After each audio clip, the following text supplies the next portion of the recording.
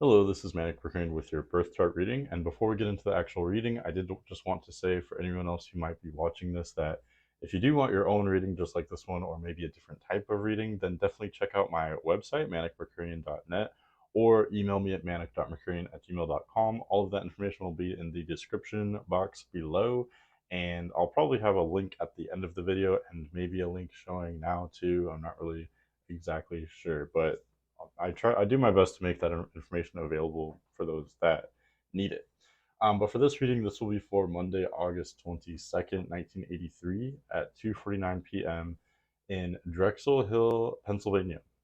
So this means that you have Sun in Leo with Moon in Aquarius and Sagittarius rising. The first thing I noticed pulling up this chart is that the Sun and Moon are almost exactly opposite. And for you, this means that you were born just before a full moon. It looks like technically the moon would have been full, I believe, the next day or something like that. So you have Sun and Moon, basically opposite in these polar opposite signs. Sun in Leo, Moon in Aquarius. These are, it's kind of like two sides of the same coin. So basically, you have these two different sides of yourself that are very different from one another, and it's your challenge, it's your task to combine these two very different sides of yourself in one person, and that can be very difficult at times. There's so much contrast. How do you combine? It's almost like your very nature is contradictory to itself, so that can be very difficult for you to manage. If you do manage that, though, there are a lot of strengths, advantages, skills that can come from this dynamic. So, for example, Sun and Leo shows, Sun and Leo is in domicile. This is a strong placement. It's naturally strong. So, we're probably all familiar with those that have Sun and Leo placements. They tend to be outgoing, confident. This is the most confident sun sign, I would say. They have that stable confidence, that stable, outgoing energy. They tend to be enthusiastic, cheerful. They can be a bit selfish or vain at times, but then they can also be very generous with giving their light, giving their energy and attention to everyone around them as well. So that's kind of like Leo Sun in a nutshell. That's one side of you, but what's different for you is having Moon in Aquarius. There's this very different side of you as well. Moon in Aquarius shows that emotionally, so Moon typically would represent how you deal with emotions and who you are kind of on a deep level. And having Moon in Aquarius, Aquarius is a very scientific, like holistic sign. It's one of the least emotional signs. It's really not comfortable with emotions. Doesn't really know what to do with emotions. It prefers logic and facts, and it likes to just kind of stay detached. And so having Moon in Aquarius shows that that's your approach to emotions. You don't really uh, oftentimes you don't really allow yourself to feel your emotions. You prefer to immediately detach from them and observe your emotions, almost like they're, like an experiment or something, something to be studied, something to be observed and learned about in order to master or improve upon. So, in some ways that's really good. You can appear, very mature at times because you're not easily set off by certain things, but other times it's a kind of a challenge because if you don't allow yourself to feel your own emotions, you may detach from them and they could kind of build up over time. You may kind of bottle up things sometimes, or other times you may just not really allow yourself to feel certain things that there can be value in emotions. So kind of detaching from all that can be good in some ways, but in other ways it can pose more challenges. So basically, what I'm getting at is, this whole dynamic represented by Moon and Aquarius is very different than the dynamic represented by Sun and Leo. You have this cheerful, outgoing, vibrant side, but of you, but then you also have this side of you that's very detached, very holistic, very aware of long-term implications. So, like whenever you do something, you're always very aware of, how does this affect the group? How is what I'm doing affecting other people? How does it affect the long term? Is this the best choice in the long term? So you're constantly thinking of all these different variables.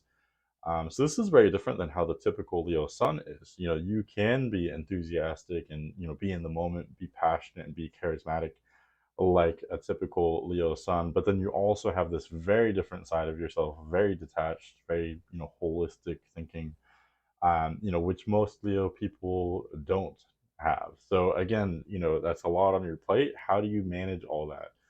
Well, I'll tell you, I guess you can manage it by finding constants in your life, finding balance. On the one hand, you could probably be very stubborn since you have, Sun and Moon are both in these fixed signs, so you prefer consistency. When your mind is made up, that's what you want. That's, you don't want to hear anything else.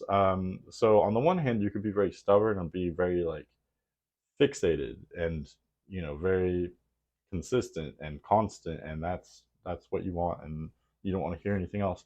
On the other hand, though, there's can be a lot of volatility that comes from these placements, especially early in life when you're not exactly experienced with managing this contrast in yourself quite yet. You can swing from one extreme to another. You may act a lot more like a Leo for a while, be very fiery, very outgoing, very maybe impulsive, and then kind of swing to the other side of the pendulum and be more like an Aquarius, be very detached and analytical and scientific and, maybe even kind of cold, not really like a Leo at all. Okay, so the pendulum may kind of swing, especially early in life, but typically over time, we tend to find balance, with these things. There are a lot of shared themes that run through both Aquarius and Leo. This is the axis of culmination. This is kind of like a party axis, I would say. So you may definitely really enjoy meeting different people and, meeting people of all walks of life. That is often a skill here or a theme that you kind of get along with mostly everyone, which I think is interesting because you can have such strong opinions. You can be a little bit, blunt or forthright, but that may be actually what people love about you. That you don't change yourself for anyone. You are who you are, and that's it. You're not going to change for anybody else. You're not going to be influenced by anyone. Your mind is made up, and on the one hand, that can make you difficult to deal with at times, but other times, I think people, I think almost, basically everyone wants honesty from each other. So when they find someone who is just their raw, authentic self, it can be very captivating. So you naturally would be that way. You're your raw, authentic self. You're not going to change for anybody, and people like that. They sense your transparency, they sense your authenticity, and it's part of what makes you attractive to, universally attractive to so many different people. Okay. Excuse me. What else can we talk about? Other shared themes. I think there's a lot of creativity that happens when you have Sun and Leo with Moon and Aquarius as well. I believe the Duffy brothers that created the Stranger Things franchise, they either have Sun and Leo, Moon and Aquarius like you do, or it might be flipped the other way around. But there are also other, very creative people as well. I can't think of any off the top of my head right now. But there's a lot of creativity. You definitely have not only the creative side, to maybe create something artistic, but also just having that like holistic mentality and that kind of stubbornness or that strong personality that we talked about. I think having all of these different factors makes you potentially a really ideal candidate for launching some kind of large project. You could do something creative, do something unique, do something on your own, something that might involve the collaboration or management of many other people. Something with many moving parts. You could be a really great leader or project manager of some kind. I'm thinking like producer, director, or something along those lines. But we'll talk more about that in the career part of the reading.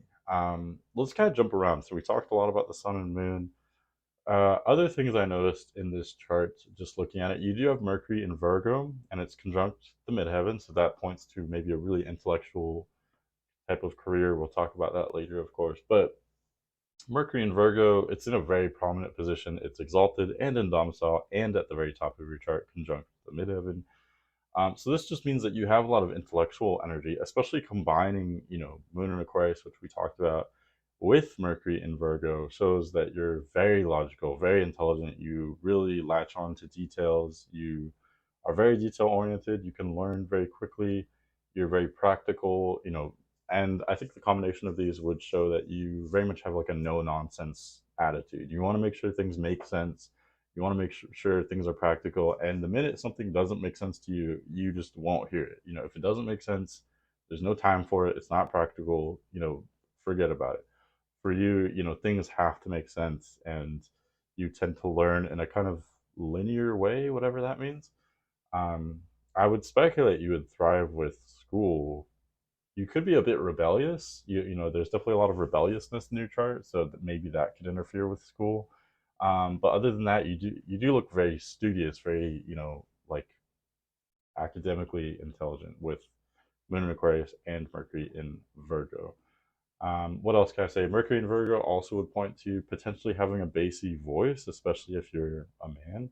Um, but other than that, there's definitely, it's just very strong intellectual energy, learning very quickly, um, communicating in a pretty direct way as well. You'd probably be very direct. I already kind of brought that up with Sun and Leo and Moon and Aquarius, but adding Mercury and Virgo here, I think authenticity would be very important to you, and at times that could probably ruffle some feathers. You could maybe say things that are offensive to other people, but the way you see it would be, you want that authenticity, even if it's going to hurt other people's feelings.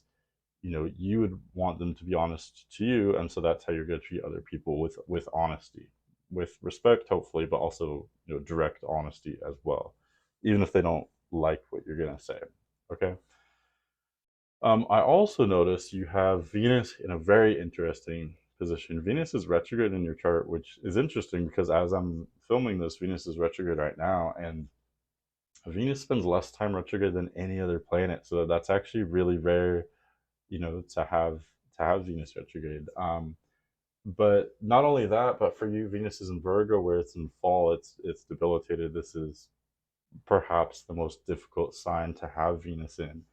So this shows, the combination of having Venus in fall in Virgo with Venus also retrograde at the same time shows that it's very difficult for you to have relationships. It's very difficult for you to open up to other people romantically or to indulge in romantic experiences in general, which to me is kind of interesting because it's almost surprising considering the rest of your chart and the rest of your personality, the rest of the themes that you're dealing with.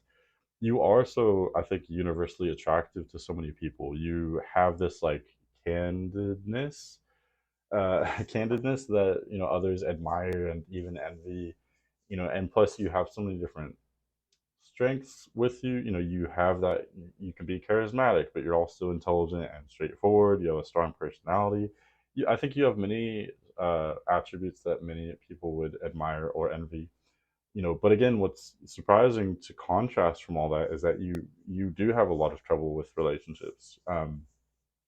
You would probably take a lot of time to get into a relationship, so you may be kind of a late bloomer in that regard. It takes a lot of time to happen, and even just once you do have a connection with someone, you would really want to take your time with that person. You just wouldn't want to rush into things, really. Part of this has to do with Moon and Aquarius as well, because we already talked about how you're not really comfortable with displays of affection, displays of emotion. You would need things to progress very slowly, very kind of thoroughly before you'd feel comfortable being emotional with someone, or you're not really a super emotional person in general. So that would also kind of hinder relationship dynamics and make things potentially kind of awkward, or at the very least somewhat slow. So we'll talk more about stuff like that in the relationship part of the reading, but I did think that was interesting that you would be very slow, very thorough when it comes to dating, flirting, anything like that. It really doesn't look like you'd be a flirtatious person because of this dynamic. You could be somewhat sexual. You have Mars and Leo, so there's a lot of like oomph there. There's a lot of passion and vigor there. But when it comes to being lovey dovey and romantic and flirting or dating someone, all of that is gonna you really are gonna want to take your time. Just you're not a super flirtatious person, and again, I think part of that is valuing authenticity. You're not gonna change yourself for anyone else. You're not gonna like dress up or put on a show just to meet a potential mates, potential match. For you, you're just going to be as you are and project yourself, very authentically, and that at least of course all this is speculating off of your placements, but that's how I would speculate you would approach these things, because again, you value authenticity. You want a true match. You want someone who's gonna, connect with you the way you are. So you're not gonna dress yourself up or, do anything special for anyone. And that's definitely not the worst way to go about it. You may find, as long as you find someone who's on the same page, then that could work very well for sure. The last main thing I wanted to talk about, just in this kind of intro section, is the Sagittarius rising. So this, adds, in a way, it kind of adds to many dynamics that we've already talked about. So Sagittarius rising is intellectual, it's very intelligent rising. This means that you're focused on learning. One of your main missions in life is to learn and to experience, all there is. You probably have had some pretty unusual, pretty crazy experiences that most people haven't. And I could hear a skeptic saying, isn't that probably true of most people? But I'm talking like really unusual, really crazy experiences, stuff that I can't really speculate what exactly that would be. But Sagittarius rising shows this openness to the world, this adventurous spirit. And again, part at least one of your missions, I think, all of us, we have multiple missions in life, but one of your main missions is to expand your soul, expand your mind through knowledge and experiences. Okay. So that's why you may have some really wild experiences traveling to different parts of the world, or if it's not physical travel, maybe it's just exploring like different ways of living, different ways of thinking, different types of beliefs, different it's all about adventure and expansion with this placement. So I think the most straightforward way to do that would be through physical travel, but again, it could be mental, it could be psychological, it could be learning obscure concepts, or things of that nature. But in general, this just makes you very outgoing. This adds to your charisma for sure. It points to an outgoing, charismatic personality, definitely intellectual, and also very freedom loving. That's what I was trying to get at. Very rebellious, freedom loving. For example, the United States of America has this placement, has Sagittarius rising.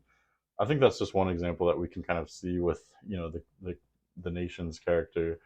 But you would have this as well. This wanting to be free and rebellious. No one tells me what to do. I'm going to do my own thing. I'm going to you'd very much need that room to explore, room to you'd need a lot of room to express these different sides of yourself and your personality, because you need room to roam and be free. And like I said, pretty much everything I just said, we can find all those themes in other parts of your chart as well. So what I find in your chart, as well as many charts that I read, is that in a way the rising kind of like sums up the rest of the chart.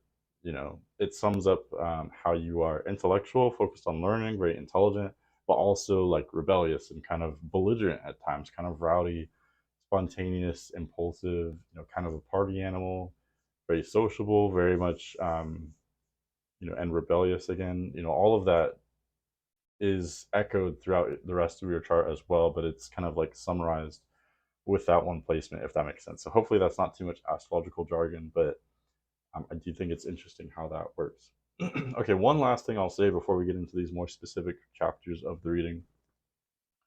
Whatever planets are near the ascendant or in the first house sort of bleed through the entire personality. They kind of, whatever planets are there really characterize, the entire persona.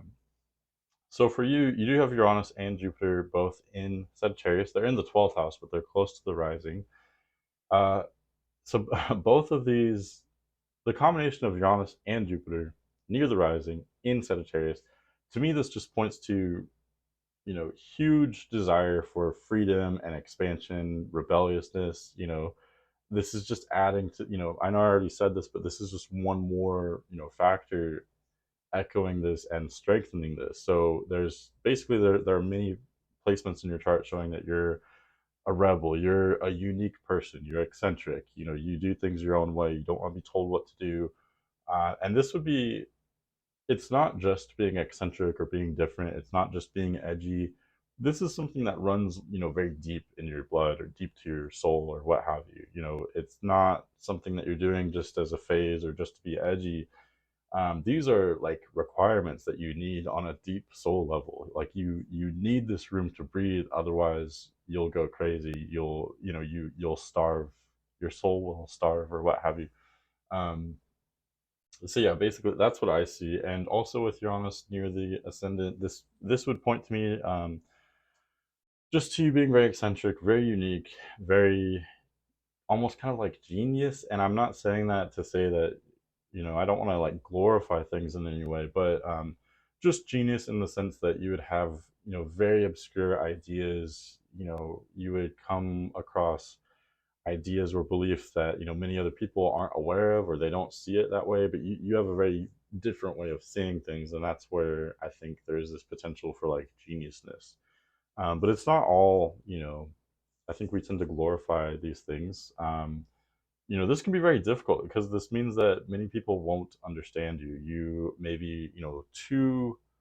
I think for the most part, people tend to admire you, and you tend to have a strong reputation.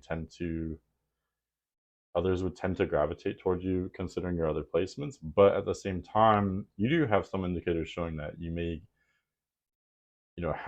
have such a unique focus and such a focus on these like certain beliefs that you've come across that, other people won't understand that they it's like you're just too different, you're too far gone, you're too in your own world, so to speak, that others won't always understand that. And so that will pose some huge challenges for you in this life as well. Very last thing, so besides Uranus and Jupiter, Neptune is on the other side of the ascendant. It's in the first house. And like I said, whatever's in the first house really kind of characterizes the whole personality. So, speaking of not always being understood, Neptune in the first house, wherever Neptune is, Neptune makes things kind of foggy, unclear. There's this potential for enlightenment and like genius kind of clarity with Neptune, but then there's also this potential for confusion and, everything kind of changing that you can't really quantify anything. So this energy colors your whole personality. So this just, it strengthens the fact that when other people see you, they don't always understand you. They may see a reflection of themselves. They may see what they want to see, or they may go the other direction. They may kind of vilify you and see, their fears or something. But others don't see you. They don't understand you. It's like you're a mirror, and so others can't really tell, what exactly are you. They don't see you for you. And maybe that can be part of your charisma. Maybe part of your charisma is just kind of looking like whatever people want you to look like. And I don't just mean physically, although that could be part of it too. Um, but yeah, and really this also affects, whatever's in the first house kind of represents your appearance and, how you approach things. With Neptune in the first house, your appearance may dramatically change over time. And part of this could be things that you are actively doing, like changing your hairstyle, changing your style. But what's really surprising and kind of interesting is a huge part of this could be things that you are not actively or consciously doing. That maybe things that you're not intentionally changing. So, for example, with Neptune in the first house, your weight could fluctuate dramatically throughout your life, or even just your like facial features may seem to change, for no apparent reason. Things of that nature. Even like your skin tone could kind of change, not in a super dramatic way, not usually, but just your appearance in general could kind of change inexplicably. So that's kind of a weird thing with Neptune in the first house, but yeah, this does add a lot of creativity because this makes you. How do I put this? It's always a struggle even talking about Neptune placements or Neptune, because it's by its very nature, it's kind of undefinable. What I was getting at is this can make you very creative because it can it's like you're very open to like the weirdness of the world, and you're potentially very spiritual because you have this like detachedness. Um, in other ways, you can be very structured and very like focused, very practical, but at the same time, you're in your own world and you're almost like in a fantasy kind of at the same time. Um, you have such. It's very strange. Like on the one hand, you're very clear cut. You know, you are what you are. It's very simple, very straightforward. You can be very blunt. So all that is like very direct, very easy to understand. But at the, on the other hand, at the same time, you're part of you is like constantly changing. Part of you isn't really pinned down to anything. You like your identity doesn't have any kind of structure. You're I don't know. I don't know if that makes sense. I'm just gonna leave that at that because I don't want to get too far into that. But yeah, very strange having Neptune in your first house for sure. Oh, one last thing about that too. You know, your appearance may just be kind of like otherworldly. You may have like kind of a dreamy, kind of foggy vibe to your appearance as well. So, on the one hand, others could be very attracted to that. It could be very attractive, but then also, that others, it may or may not be a good thing depending on the situation, depending on, the eye of the beholder, I guess you could say. Okay, so that's basically what I have for the general personality, general themes that you're dealing with in this life. That being said, let's get into this deep kind of karma stuff. So let's talk about your past life themes and then how that brings certain strengths into this life, but also certain challenges. And then we'll talk about your upbringing in this life and then where you're going from there, where you're going with these challenges in this life, and some of the probabilities. So, okay, so it's really a lot in this chapter. Okay, so you do have South Node in first house Sagittarius. It's not on the chart, it's not symbolized on the chart, but North Node is at 22 degrees in seventh house Gemini. So that's how we know that South Node is directly opposite that. It's at 22 degrees, first house Sagittarius. So this does give us a glimpse at some themes that you dealt with in a past life or maybe multiple past lives. Having South Node in Sagittarius means that you were someone who, and this is hard to pin down because by its very nature it could be many different things. But basically, in a past life or multiple past lives, you were someone who dealt with many different types of energies, different types of knowledge, different, very varying experiences. So you could have been like a business person who had many different contexts, who was, dealing with all different kinds of people from different areas, different cultures, different beliefs, different socioeconomic backgrounds. Business person could definitely be it, or merchant, someone who is traveling, um, someone who had to travel very far, but the key theme here is someone who dealt with different beliefs, different, different areas, different worlds, basically. So, a different world could be, maybe it's just the society that's different. Maybe it's the nature is different there. But whatever it is, even if you were just in one place your whole life, you dealt with these different ways of going about life, different beliefs, different um, philosophies, different religions, different ways to live life, basically, different attitudes, mannerisms, speech, language, etc., etc. That's something there.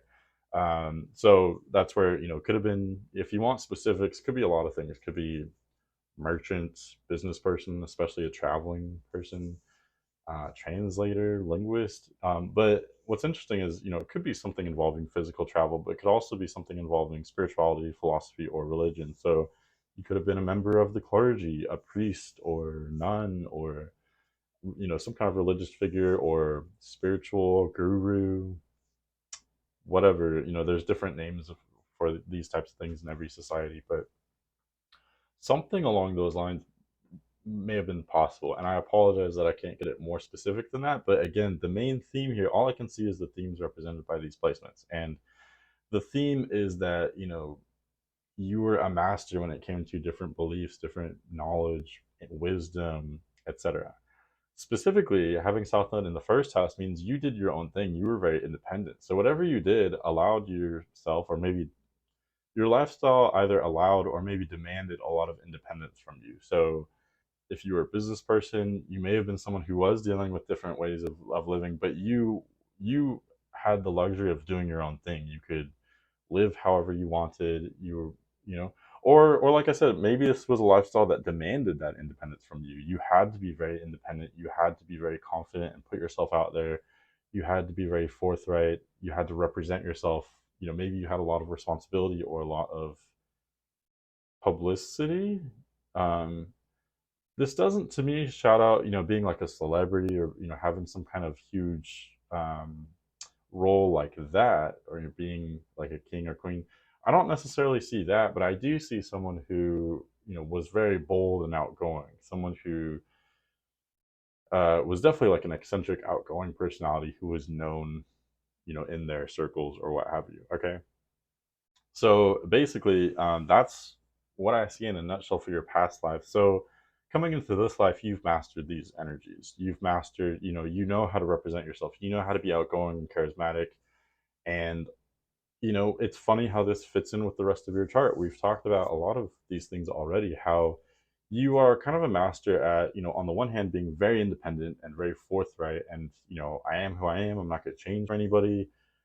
You have this confidence about you. You approach the things in kind of a simple way. You approach the things in a sort of black and white manner, and that simplicity allows you to be very confident, very forthright, very charismatic, very captivating, very confident. You are a leader. Okay, so these are all things that this comes from a past life. You've done this before, so that's why it's so easy. That's why even at a young age you would exemplify many of these traits and characteristics of being very outgoing, very confident, very forthright, very independent, etc. So you've done all this before. Where was I going with that? Um, I guess that's the main thing. So the challenge here is, you have all these strengths. We all have strengths that come to us from past lives. We can see that with the South Node in the chart. There's a lot of strengths there, and the main strength for you is, just you know what you're talking about. You come across like you know what you're talking about. You're very captivating, very confident, very assertive, very direct. You are who you are, etc., etc. Um, what's difficult for you is being flexible. North Node is on the other side of the spectrum, on the other side of the chart. It's in seventh house Gemini, so it may be very easy for you to preach and to be a preacher, so to speak, to be in front of a bunch of people and be talking and everyone's listening to you. You're so captivating. You are so passionate about what you're saying. So I'm not saying you literally have to be a preacher. You could apply this to many parts of life, almost all parts of life. You're great at that. You're great at being the center of attention and being the focus. What's difficult for you is being the outsider. Be a fly on the wall. Instead of speaking, take your time to listen. And when I say these things, I don't want to come across like I'm lecturing you, because you probably know all this already. You've probably made progress, on these things, on these challenges. We all do over time. So I'm not trying to lecture you, but North Node in seventh house Gemini shows that that's basically the main challenge here is, put yourself in other people's shoes. It's great that you come across so confident and assertive, and it's not about ditching those strengths. Those are very valuable strengths that you can still utilize in this lifetime. But if you only stay with those strengths, it will lead to your downfall. You won't grow, you won't evolve. And I think it's almost like our soul kind of rebels from that, because to just, it would be totally pointless to even live this lifetime if all you were doing is just doing the same thing you did in past lives. What would be the point? So the more you are, well, and I have to be careful with how I say this, be a leader, be confident, be expressive. That's super great, and it's echoed in other parts of your chart as well. So it does look like, that's going to be important in this life too, all of that and more. But you have to find balance though, otherwise you won't be happy. You'll be comfortable in the sense that you're doing something you're familiar with, doing something you're good at, but it's not going to truly help you expand or grow in this lifetime if you don't balance it with knowing when to listen, knowing how to empathize with other people. And the two go hand in hand. If you want to truly influence people, you probably are someone who, what you believe, you want to express or spread what you believe outward. In order to truly do that in a functional way, you have to empathize with people. You have to meet them halfway and communicate in a way that they're going to relate to and understand. So to do all that, you have to, you can't just bludgeon them with facts or with, raw truth and just, here's my truth. I'm just going to throw it at you like a bomb and it's just going to blow your mind. That approach may seem, we may feel like it would work, but it just doesn't. Um, again, you have to meet people halfway. You have to see where they're at. Maybe they have different beliefs than you do. And who knows, maybe you could actually learn something. Maybe, you don't have all the answers. Maybe you could learn something, or at the very least, you could see where someone, is coming from and then meet them halfway and have, a real dialogue where, that's the only way that they can ever truly learn from you. And again, that's the only way that, maybe you could learn something too. So hopefully that makes sense. But to me this looks very straightforward. That's what I see. North Node in seventh house Gemini. It's gonna be very uncomfortable for you to like it's very foreign to you to know how to fit in with other people. How to camouflage yourself and kind of go with the flow. It's like what the saying, when in Rome, do as the Romans do. That's not typically your style. It's not something that's going to naturally be comfortable for you. You do things your own way. And again, that's great, but it's all about balance. Maybe take some time, to maybe travel somewhere and, just observe. You don't always have to be so active and so involved in everything. Maybe just observe and just kind of learn from a kind of like hands-off approach. You know what I mean? Um, take more time to listen, take more time to go with the flow of what other people are doing around you rather than always controlling the dialogue, controlling the momentum. Okay? This is no easy task, but it is something that gets easier, over time, the more we experience these things in our lives. Okay? But yeah, that's the main thing I see as far as like past lives and then the challenges, but also opportunities that brings in this life. Um, And from here, we can either talk about the upbringing or more challenges in life. Since we're already kind of laying it on thick with life challenges, let's talk about Saturn as well. So okay, and I was curious, if Saturn was in a similar place, echoing similar themes to this or not. But it looks like it does echo similar themes to what we were just talking about. So Saturn is actually at the very last degree of Libra. um, it's at the very last part of the last degree of Libra, so it's still just hanging on to Libra in your chart, and it's in the 11th house. So this to me is very interesting. It, like I said, it does echo some similar themes involving um, main major challenges for you, especially early in life, would be learning, basically knowing when to listen, when to be more of a passive, take on a more passive role. It's easy for you to be engaged, be direct, be changing things, be involved, be the center of attention, be, taking action, being, always being in motion, always being the center of attention. That's easy for you. You have huge strengths there, and kudos to you. That's, you have a very strong personality for sure. But again, there's this huge challenge with listening to other people, being receptive to other people, understanding where other people are at, and again, it's all, this all kind of goes hand in hand. How can you truly be such an active person and lead people or influence people if you don't truly understand where they're at? These things go hand in hand, they flow into each other. To be an ultimately effective leader, you have to understand what you're dealing with. You have to work with people. Okay, so to me, that's what Saturn in Libra shows, is knowing how to work with people, especially one-on-one. This is going to be very difficult for you early on. It's going to be way easier for you to just do things on your own, and it's going to be, that's your comfort zone. That's easy. That's, you're good at that. um, but again, you're not going to expand in this life, you're not going to truly grow if you don't learn to incorporate, learning to work with other people, learning to listen, etc. So again, it's a lot of the same types of themes, and I'm sure this is something that you have gotten better at. I would hope, I would think so. It does depend on your free will, but we do tend to get better at these things over time.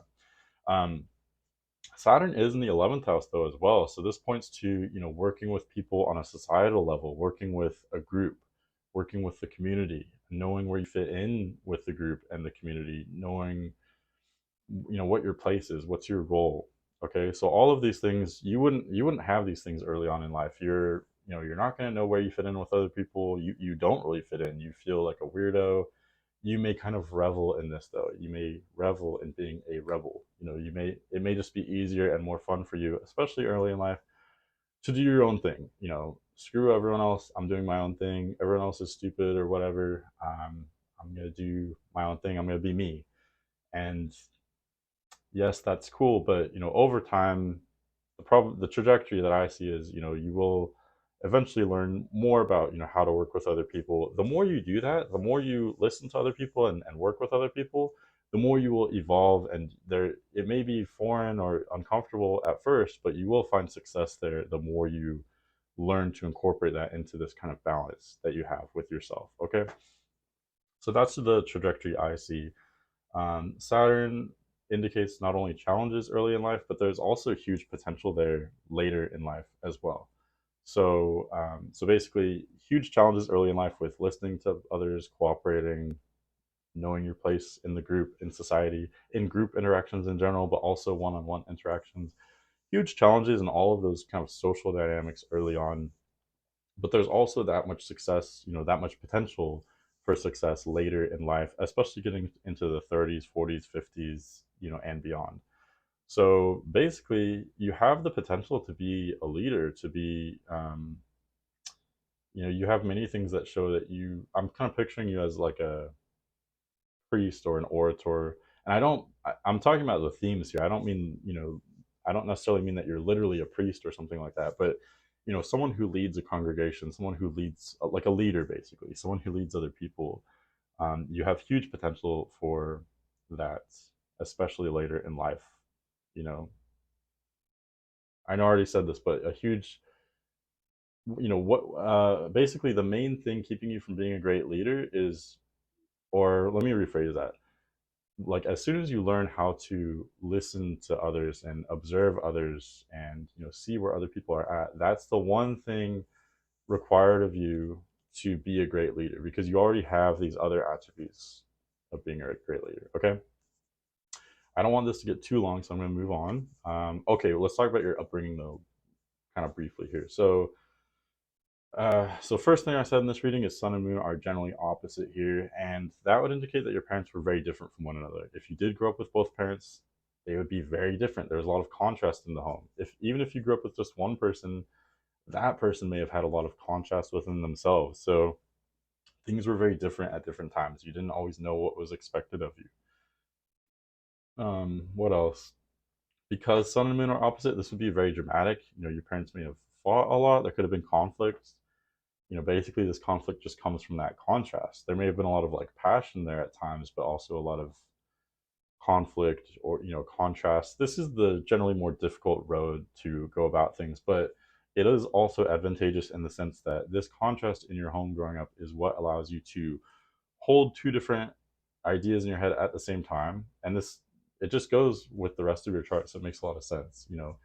You can hold two opposing ideas in your head at the same time. So to me, this is mostly advantageous in two main ways. One way is for understanding complex concepts, which we already talked about. That's one of your themes here.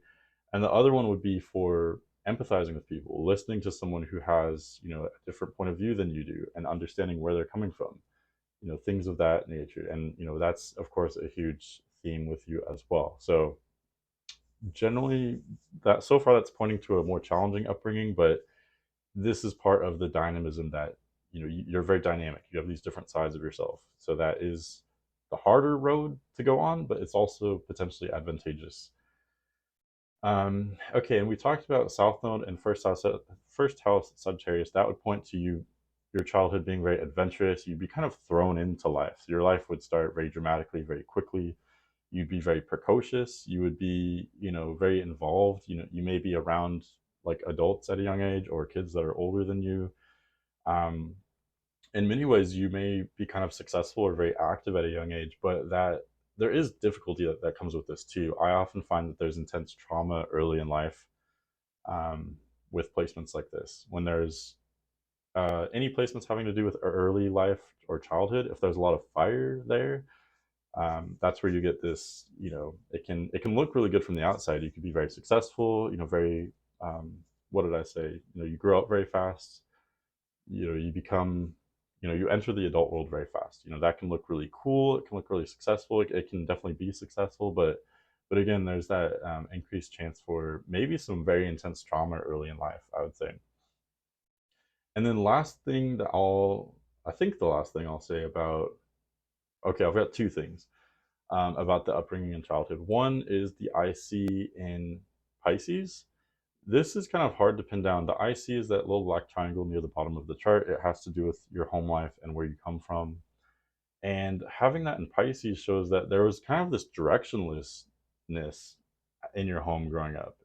So, how do I put this? Like, there was no structure growing up. You were just allowed to do whatever you wanted, or I don't know, I don't know exactly. There's something involving, a lack of structure, or um, this makes me think, and I don't know exactly. I could be wrong. This makes me think of parents that were maybe like hippie parents. So you got what you needed emotionally in a sense. Like the environment may have been emotionally nurturing, but there's no structure. There's no like rules or regulations. There's no consistency. Everything is just kind of woo woo and like up in the air, and do whatever you want type of thing.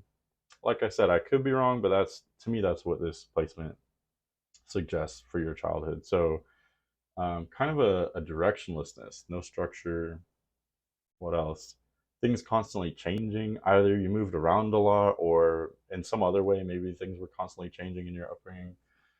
And in a weird way, this is actually what allows you, this is what pushes you to want to create such structure and order and understanding in your career later in life. And we'll talk about that in the next chapter. But the very last thing I want to bring up is there are some indicators showing a little bit about what your parents may have been like, what kind of role your father or mother would have taken. The two planets or placements that sort of indicate what your father may have been like are, generally speaking, Sun and Saturn. For you, Sun is in domicile in Leo, so it's very strong there. Saturn is exalted in Libra, so it's very strong there as well. And they're also both kind of near the top of the chart too. So basically, and Saturn's direct too. So all of these basically point to Sun and Saturn being very, very strong, very strong, present. Basically, what I'm getting at is this to me would suggest that your father was very active in your life growing up. Your father was very active, very present, very involved with you. And I'm kind of going out on a limb here, but I would speculate your father took on a very like traditionally fatherly type of role. So, someone who like ideally or typically the father would be more he would be maybe kind of strict, you know, he would be the one kind of disciplining. But then also there's, I don't want to go too far with specifics there because, these things tend to be kind of general.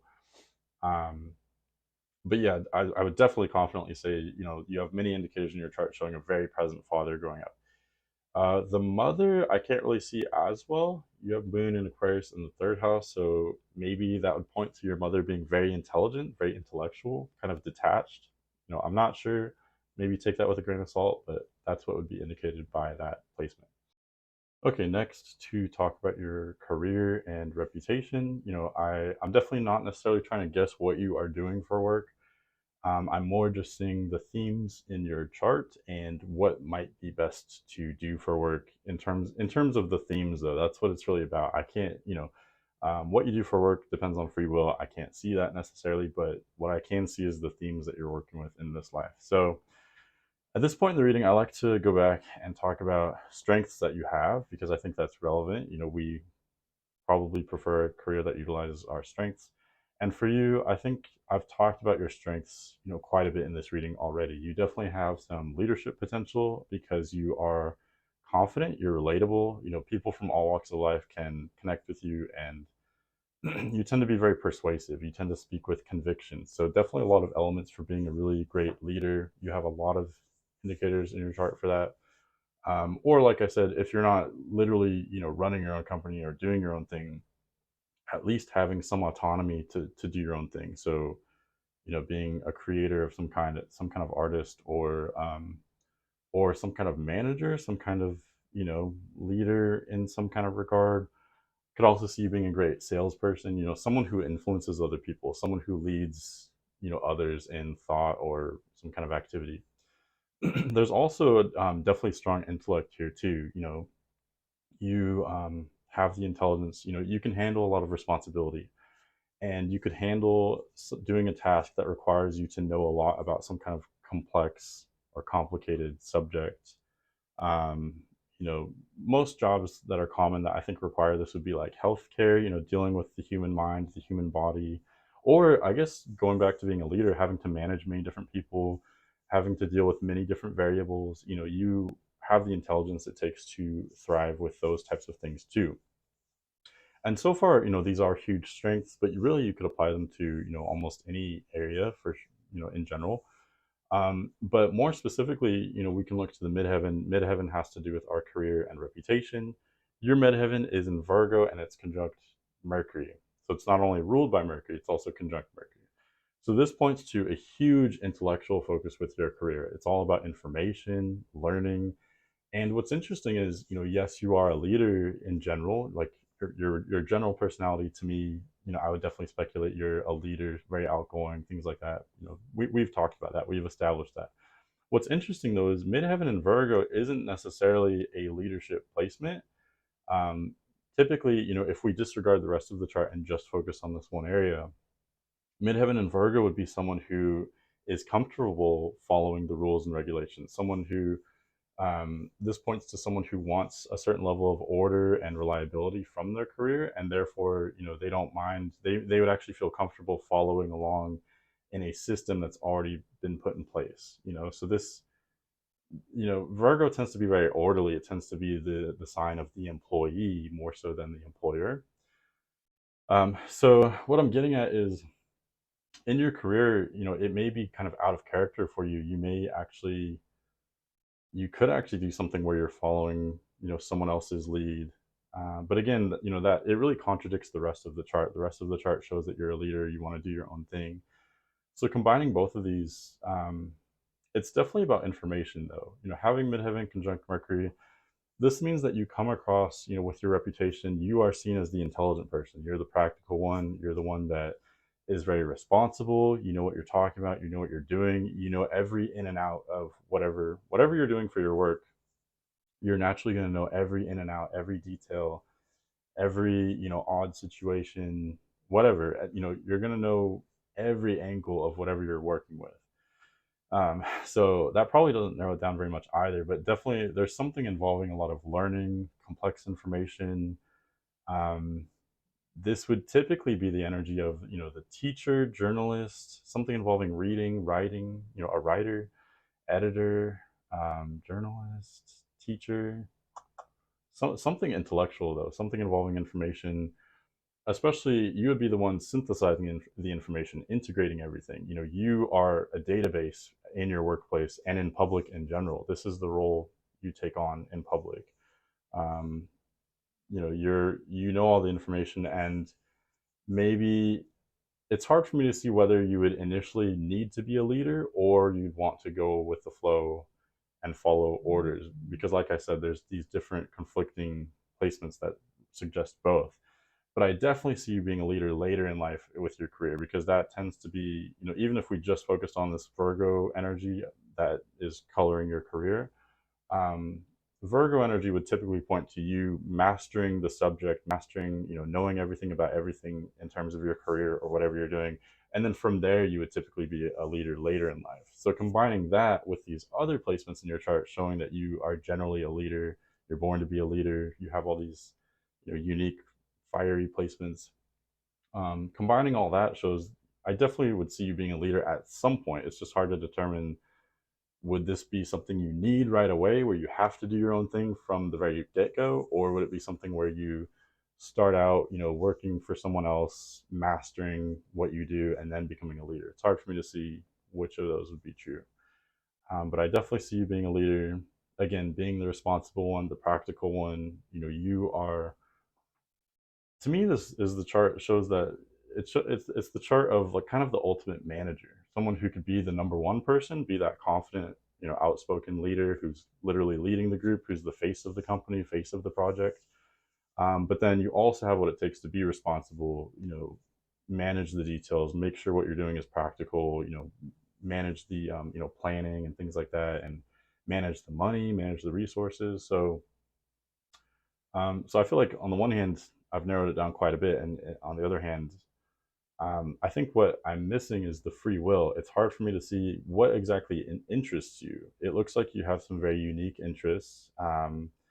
And like I said, it's partially dependent on your beliefs and what your worldview is, because all I can see is that your worldview is very unique. So I don't know, putting that all together, I could see I keep thinking of the preacher, and again, like I keep saying, I'm not literally betting my money on you actually being a literal preacher, although I suppose that is possible. But the themes of the preacher, that think of it as a metaphor. That's what I see you doing. I see you leading other people, leading through your wisdom, through your unique perspective, through your knowledge, through your experience, and through your leadership skills themselves, through being, you're not afraid to put yourself out there and be unique, and you have a strong personality. So that's what I see with your chart. So again, I'm sorry I can't narrow it down to a specific like industry or field, but just looking at the themes of your chart, that's what I see.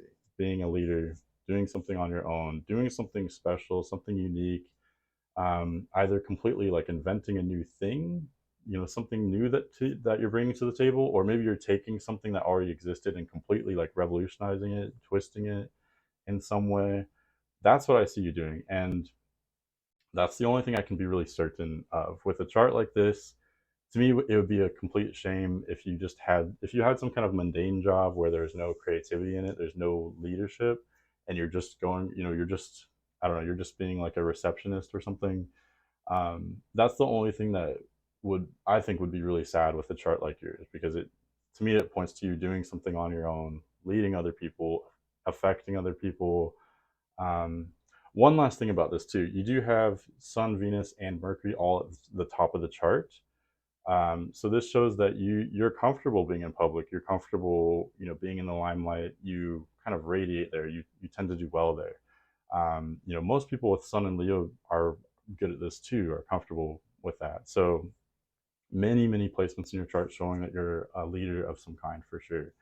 And that's all I can really say, other than that's, I guess, two things. One thing is being a leader.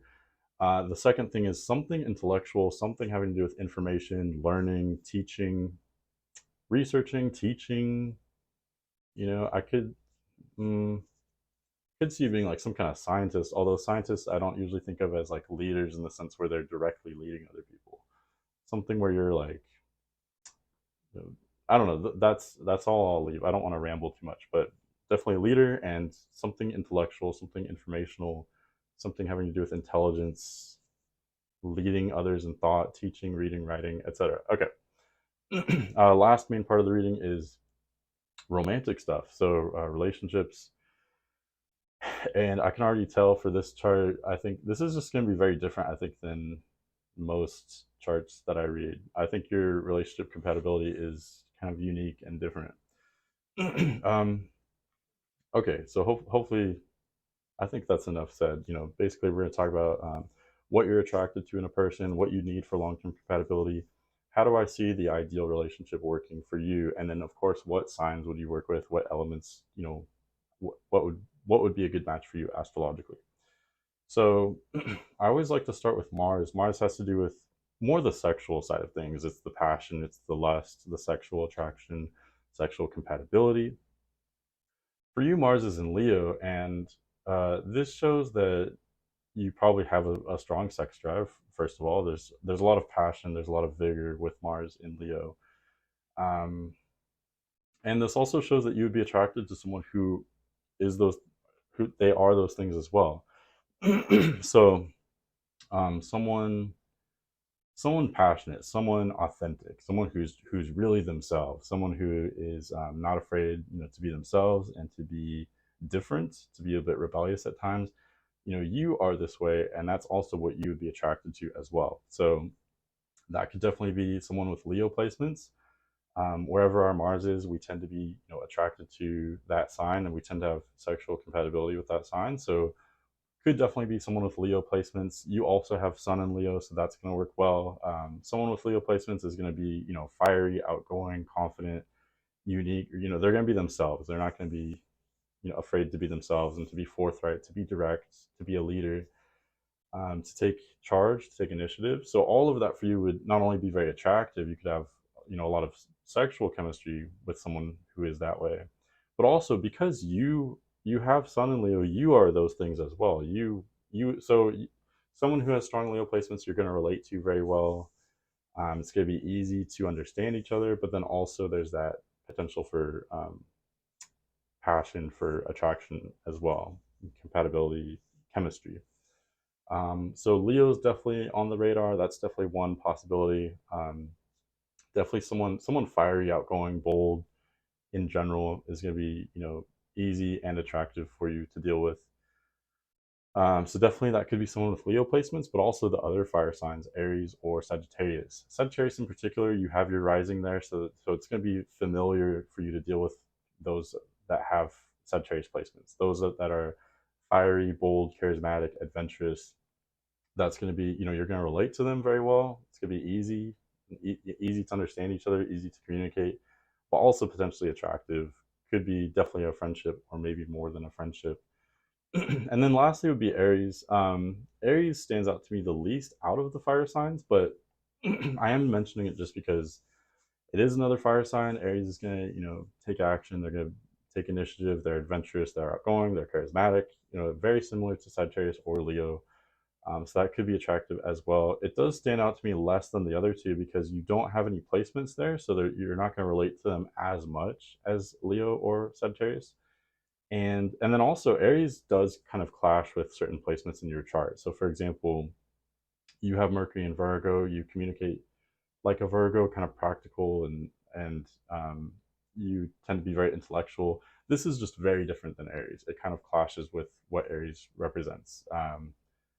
And I don't want to delve too much into that. I'm not going to go on and on about each sign, but basically that's what I have to say. Leo definitely stands out so far, or maybe Sagittarius to a slightly lesser degree, and then Aries could be attractive as well, but I'm not in love with it as much as the other two fire signs for you. Especially Leo really stands out the most so far.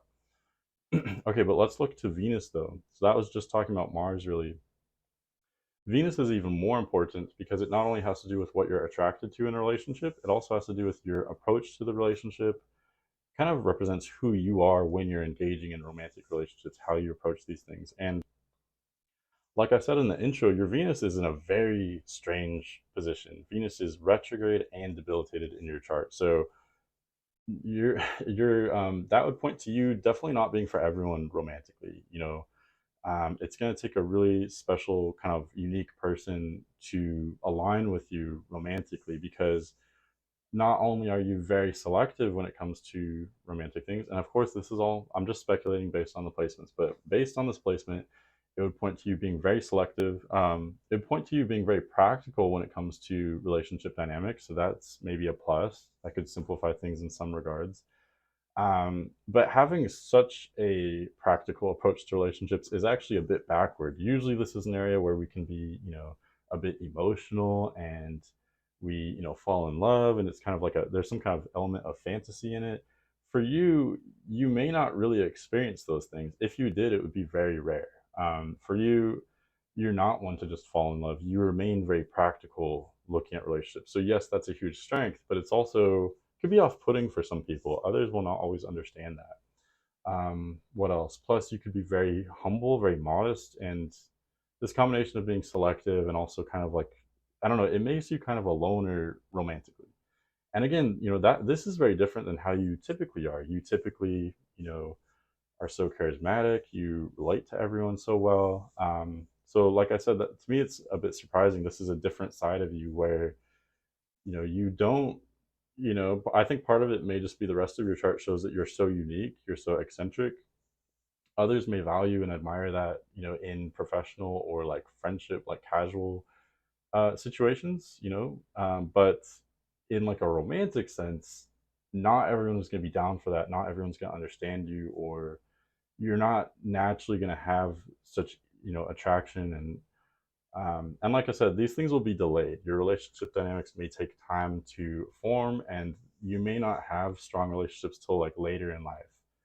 Um, and let's talk more loosely about Venus in Virgo. So this shows that you, on the one hand, Mars and Leo shows you want that boldness, someone who takes charge, someone who's not afraid to be themselves. Venus in Virgo is very different, though. That would show that you want someone modest, someone practical, someone humble, someone a little bit understated, someone intelligent, someone like Virgo, basically. And this shows that you are these things romantically as well. So for example, when you are having feelings for someone, your way of showing those feelings would be by like doing some kind of service for them or helping them in some kind of way. Like, I don't know, you go out of your way to do some chores for them, or and in a way I think it's kind of cute, it's kind of admirable that your natural way of doing things would be to, you want them to be healthy, you're looking out for their long-term happiness.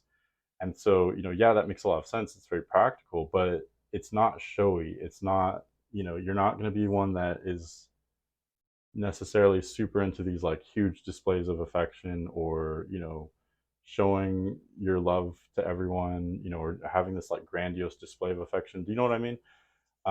So yes, you are very practical with your affection, but not everyone's going to understand that. You show your affection in a very understated way. And like we talked about, because you also have other placements like Mercury in Virgo, Moon in Aquarius, you're not super showy with affection. You're not super affectionate usually. So again, this all makes sense. You can be a very like reliable, very loyal lover, but when it comes to, you're not gonna be like a social butterfly when it comes to dating or romance, I wouldn't think. Um, and okay, I'm trying to stay focused. With Venus retrograde in Virgo, the other thing too is just being very thorough, wanting to take your time, take it slow with people. You take a lot of time to open up romantically. You may not ever really open up romantically to the extent that many people do. Okay. Um, so what does that mean? So Venus in Virgo, in its simplest form, it means that you are attracted to Virgo. I already described, you being attracted to what Virgo represents: someone intelligent, modest, someone who takes things slow, etc., etc. It doesn't necessarily have to be someone with placements in Virgo, but oftentimes it is. So you could, someone with placements in Virgo is going to be all these things. They're going to be intelligent, modest, detail oriented, practical. They're going to be more likely to understand your approach to relationships, your tendency to take things slow, to be practical, etc. Okay, so definitely Virgo is on the map. You also have Mercury in Virgo, so anyone with placements in Virgo will not only be attractive to you and will be more likely to understand your approach to relationships. You're also going to have really great, easy communication with them. You could have very interesting conversations. This is going to trigger that like intellectual side of you. So you're going to have like deep, meaningful conversations, easy conversations though as well, easy communication. So definitely Virgo is one potential sign. And of course, the other Earth signs are going to have a lot in common with Virgo, Taurus, or Capricorn as well. These are Earth signs. They're going to be practical, modest. They're not going to be into huge displays of affection or emotion, especially Capricorn. Um, these don't really cry out to me as much, though. I think the main difference between Virgo and the other Earth signs is Virgo's intellectual. It's detail oriented. It's a bit detached. It's focused on information and learning. And like we talked about, you are focused on those things as well. You're not going to find that nearly as much with Taurus or Capricorn. They're more sensual, they're more intuitive, more instinctive. They're less brainy, less cerebral, less detached. So um, I could maybe see Taurus working because Taurus makes this T square with Leo and Aquarius. So in other words, Taurus does look interesting to me because, let me put it this way. So you are fixed signs. You are you know a free spirit in the sense that you're not going to change yourself for anyone. You're stubborn. You're consistent. You have a strong personality. Let's put it that way. Capricorn or Taurus would be these things too. But what's interesting about Taurus is Taurus is going to be those things too. They're going to be stubborn. They're going to be a strong personality. but in a different way than you are. So in many ways, Taurus would clash with you. You may disagree with them a lot of the time. They're going to be a little bit more grounded, more slow, more practical than you are. You're a bit more eccentric, more outgoing. In many ways, you would clash with Taurus, but even though you clash, you're still going to understand and respect each other because of that. It's basically like, you'd see them and you'd say, I disagree with you, but I respect that, you are what you are. You're not going to change your mind. I'm not going to change my mind either. We can agree to disagree. And to me, that's potentially very attractive because there's still that understanding and respect there, but there's enough difference to, make things a bit edgy. It creates the passion, it creates attraction, I think. So that is one interesting sign. So far, Leo stands out to me, maybe Sagittarius. Sagittarius would be more of a friendship dynamic, though, depending on what else we're combining it with in their chart. Leo, maybe Sagittarius. Virgo for sure is up there. I would say so far mostly Leo and Virgo stand out to me, but also maybe Sagittarius or maybe Taurus. Those are what stand out. Capricorn could be attractive, but it just doesn't. It's just not as. Just doesn't fit with the rest of your chart as much as these other signs do. Okay, so far Leo, Taurus, or excuse me, Leo, Virgo are on the top of my list. Then Taurus or Sagittarius. However, the main placement to me that shows, ultimate long-term compatibility. This is a sign that, it's a placement that, many people end up literally dating someone that has, sun in this sign or major placements in this sign. It's the descendant. So you have ascendant in Sagittarius. That means descendant is opposite that. It's in Gemini. So this takes things a kind of totally different direction. How this works is you are represented by Sagittarius rising. That's you, that's your identity, that's how you approach things. So applying this to relationship dynamics, to me, that would indicate that you are more comfortable being the leader. You're the more dominant personality. You're the more fiery one. You are the instigator. You may be the one who initiates kind of the courtship process. And on the opposite side of that, what you're attracted to, what you kind of, it's like a magnet. You attract what's opposite to you in this with this placement. So what you're attracted to is someone like Gemini. So again, this could literally be someone with major placements in Gemini, or it could just be someone who represents Gemini themes. So basically, that would be someone malleable, someone intelligent for sure. Intelligence looks like a key factor here because your descendant and Venus are ruled by Mercury. But yeah, definitely someone intelligent, someone with different sides to them, someone complex, someone multifaceted, someone adaptable, someone who knows a lot about many different subjects. I think what you would have in common is that intelligence factor, being intelligent, having your own opinions, being unique, being eccentric. You have Moon in Aquarius, that is a little bit similar to Gemini. So you're going to relate to them a lot in those regards. The main difference, though, someone who has Gemini placements is going to be good at certain things that you're not. Remember, you have North Node in Gemini as well. So they're going to help you grow and evolve because they are so go with the flow, so adaptable. You aren't really those things as much. So that's where you get this kind of opposites attract.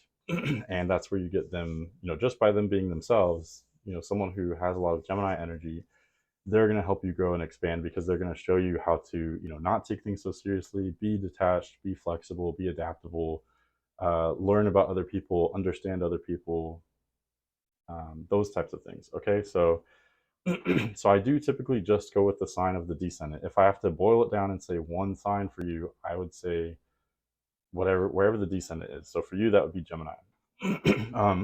Excuse me. So I talked about those themes that are represented by Gemini that you're attracted to. That could definitely be someone with placements in Gemini. Could also be someone with air placements, so Libra or Aquarius. Aquarius in particular is going to be attractive to you because you have your moon there. So there's going to be deep understanding, deep empathy, deep communication. It's going to be a natural progression, a natural attraction. Libra, I see to a less extent for you because the only placements you have there are Pluto and Saturn. Both of these are very challenging. Both can challenge you to become better, to become stronger, but that's, do we really want that in a relationship though? Do we want someone that's like bringing about these dark challenges and things like that? It's definitely not romantic, I wouldn't say. So Libra to a lesser extent. So excuse me. to sum up what we've talked about so far, I do see Leo and Virgo being potentially very attractive for you, and having a lot in common with you. I see Sagittarius having a lot in common with you, also maybe being attractive, um, mostly being friends, but maybe more. Taurus would butt heads with you, but could be a good thing, that there could be almost like a rivalry. It could be very sexy. It could be, that could definitely work. But the one sign more than any, I would say Gemini. The most important thing is you want someone intellectual, intelligent, adaptable, someone more detached than yourself, someone who doesn't take things so seriously, someone who's very socially intelligent, someone very unique.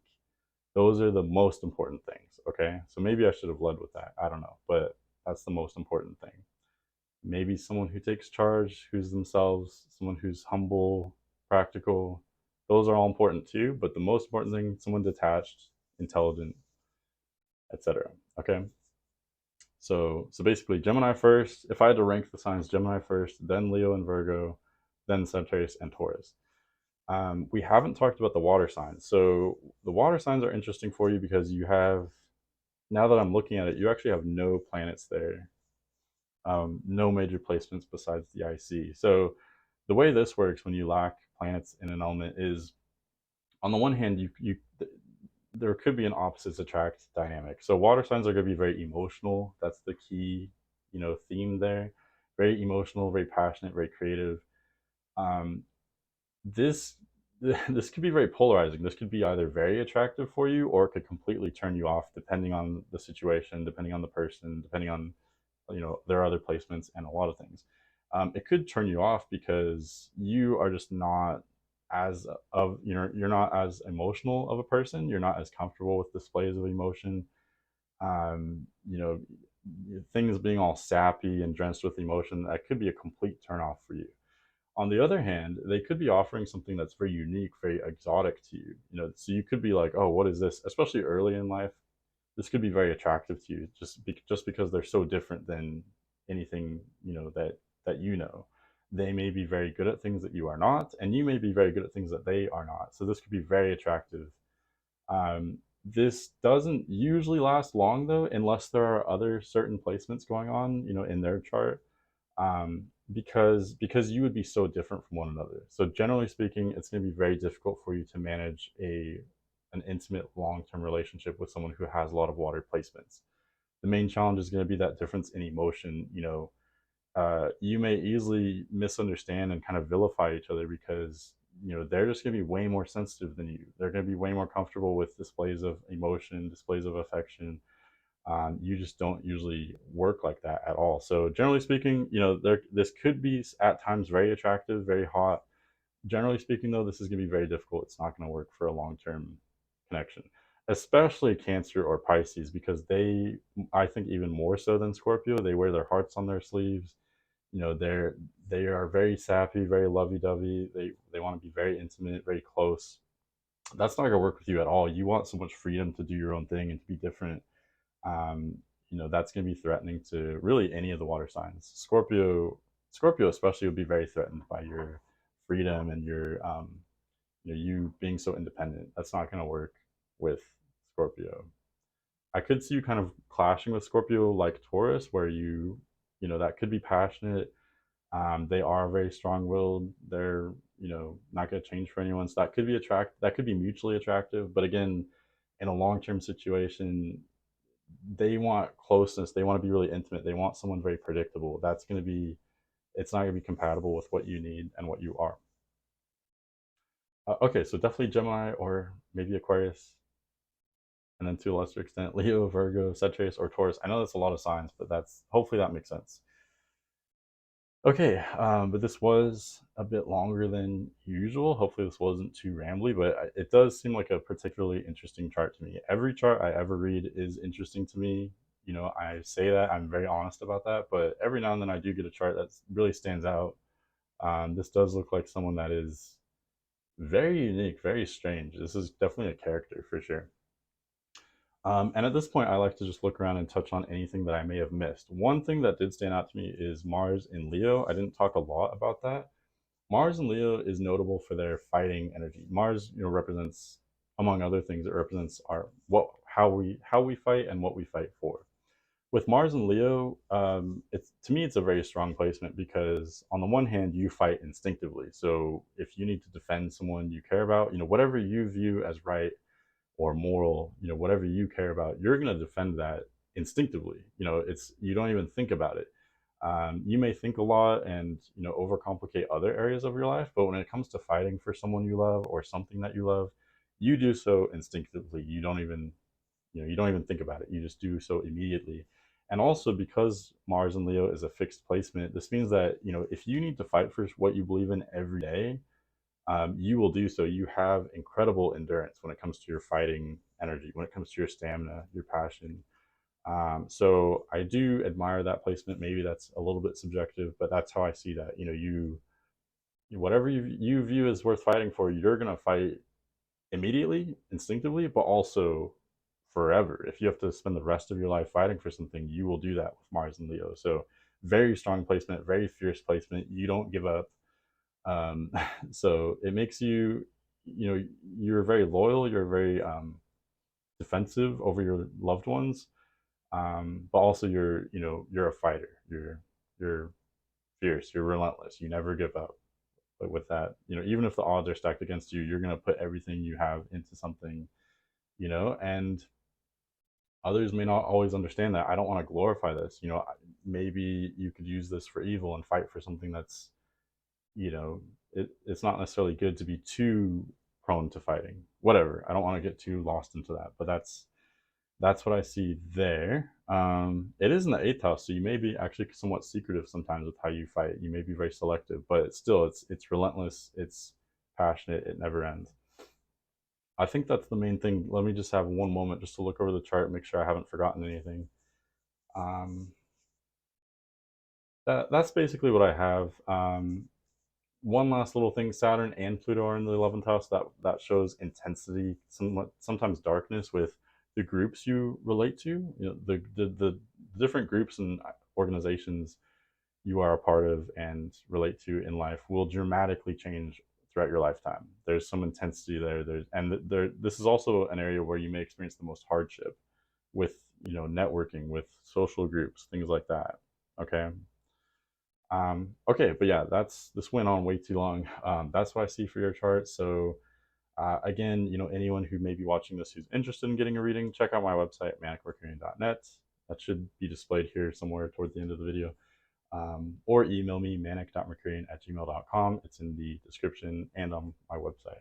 But yeah, thank you for this opportunity to read this chart. It was very interesting. I got a little carried away. But yeah, hopefully you find that interesting or useful. Okay, have a great day.